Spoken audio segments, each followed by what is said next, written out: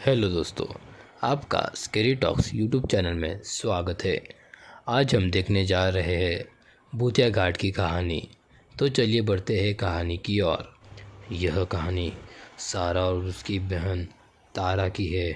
दोनों एक दिन कहीं बाहर घूमने गए थे। वहाँ पर कुछ ऐसा हुआ कि दोनों में से एक बहन गुम हो गई। फिर दूसरी बहन मेरे पास आई। फिर मैंने किस प्रकार उसकी बहन को खोजा, वो तो आपको इस कहानी को पूरा देखने के बाद ही पता चलेगा। तो चलिए शुरू करते हैं। हेलो, मेरा नाम पीके है और मेरी टीम मेंबर और मेरी दोस्त जैसी, जो मेरी कैमरा वूमेन भी है, मेरे पास एक लड़की का कॉल आया। उसने अपना नाम सारा बताया। उसने अपनी बहन के गुम हो जाने की खबर हमको दी थी। चलिए अब हम आपको उनसे लाइव मिलवाते हैं। हेलो सारा, मैं पीके बोल रहा हूँ। क्या तुम मुझे अपने बारे में विस्तार से बता सकती हो, ताकि हम तुम्हारी मदद करने में ज़्यादा कंफर्टेबल हो सके। सारा बोली, मैं और तारा हम दोनों सगी बहनें हैं। हम दोनों गोयंका हॉस्पिटल में नर्स का काम करते हैं। हम दोनों बहन अपने घर से दूर रहती है। हम हर शनिवार शाम को दोनों बहन कई बार घूमने जाते हैं। इस शनिवार हमने कहीं लॉन्ग हाइकिंग का प्लान बनाया। दोनों कुछ ज़रूरी सामान लेकर अपने घर से निकल पड़े। सारा, तुम क्या यह बता सकती हो, तुम अपने साथ क्या लेकर गई थी और क्या पहन कर गई थी। सारा बोली, हमने कुछ स्नैक्स, बिस्कुट और कोल्ड ड्रिंक्स का सामान लिया था। हम फॉर्मल सूट में ही थे। हम दोनों अपनी कार से ही गए थे। पीके ने कहा, क्या तुम मुझे वास्तविक लोकेशन भेज सकते हो जहाँ पर तुम्हारी बहन गुम हो गई। सारा बोली, मैं आपको वह लोकेशन मेल के ज़रिए भेजती हूँ। पीके ने कहा, क्या तुम मुझे विस्तार से बता सकती हो कि वहाँ पर क्या हुआ था।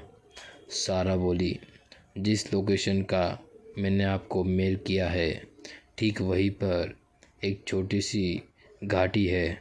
वहाँ पर हमारी गाड़ी बंद हो गई और हमारी गाड़ी की हेडलाइट भी बंद हो गई। शायद हमारे कार की बैटरी डिस्चार्ज हो गई थी।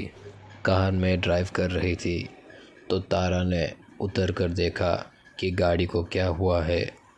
तारा गाड़ी के सामने गई और उसने कार के इंजन को देखने के लिए बोनेट को खोला।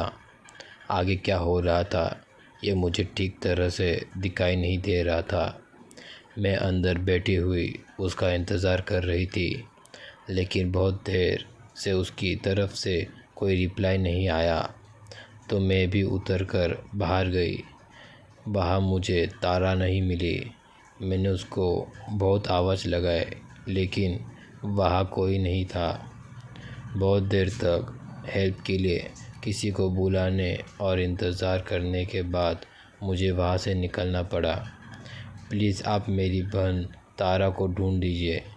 इतना कहकर सारा फुट फुट कर रोने लगी। फिर पीके ने कहा, सारा प्लीज़ तुम रो मत, अच्छे से हमारे सवालों का जवाब दो, ताकि हम तुम्हारी बहन तारा को ढूंढने में तुम्हारी मदद कर सके। अच्छा, तुम मुझे निश्चित समय बताओ कि यह घटना किस वक्त हुई थी। सारा ने कहा, रात को ठीक 11 बजे। फिर पीके ने कहा, सारा, क्या तुमको किसी पर शक है या तुम्हारा कोई पीछा कर रहा था, या हो सकता है कि तारा तुम्हारे साथ प्रैंक कर रही हो। सारा ने कहा, वहाँ पूरी तरह से सुनसान था। हमारे पास दूर दूर तक कोई नहीं था।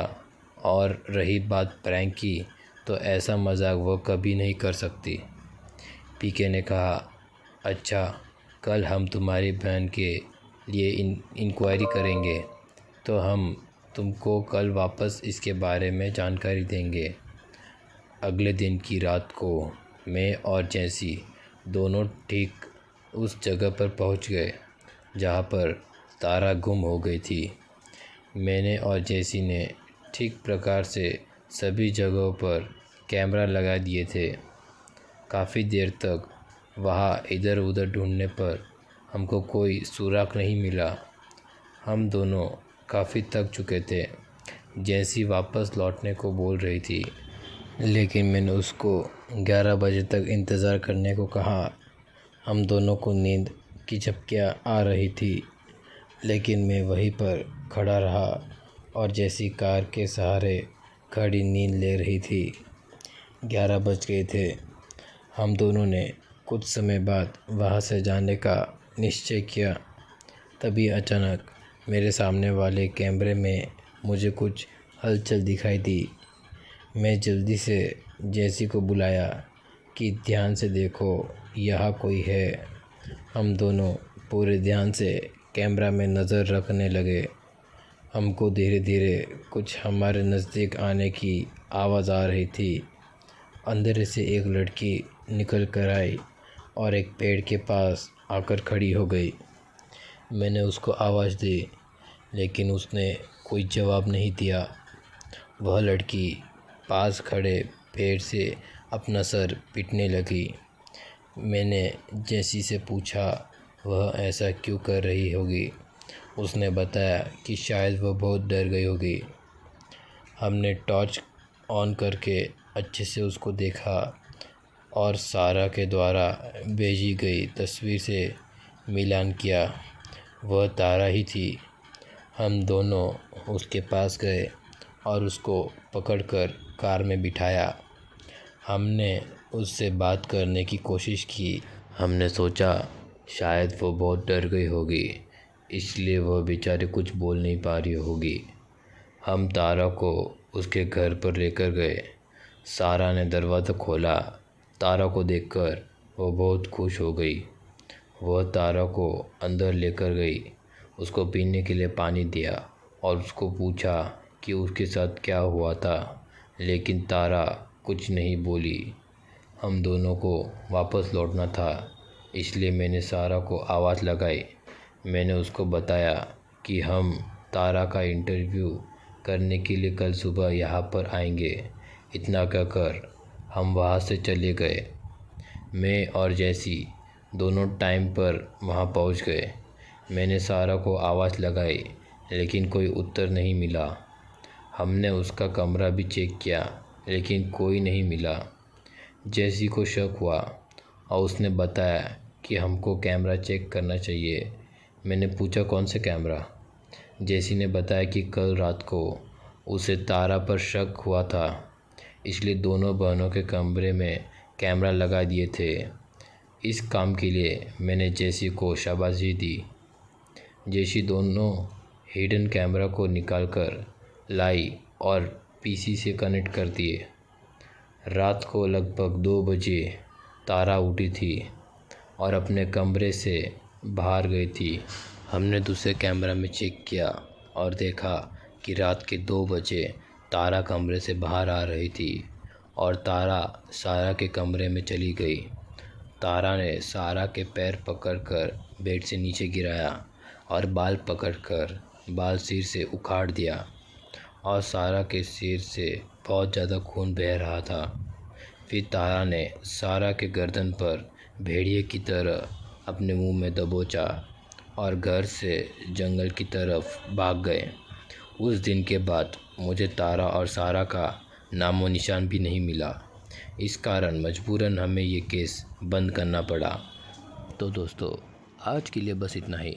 अगर आपको ये कहानी पसंद आई तो लाइक करें, शेयर करें, सब्सक्राइब करें और कमेंट करना ना भूलें। अगर आपके पास ऐसी ही कोई डरावनी कहानी हो तो आप हमें इंस्टाग्राम आईडी पे भेज सकते हैं। इंस्टाग्राम आईडी की लिंक डिस्क्रिप्शन बॉक्स में दी है, जाके चेक कीजिए। तो मिलते हैं अगली वीडियो में, तब तक के लिए बाय।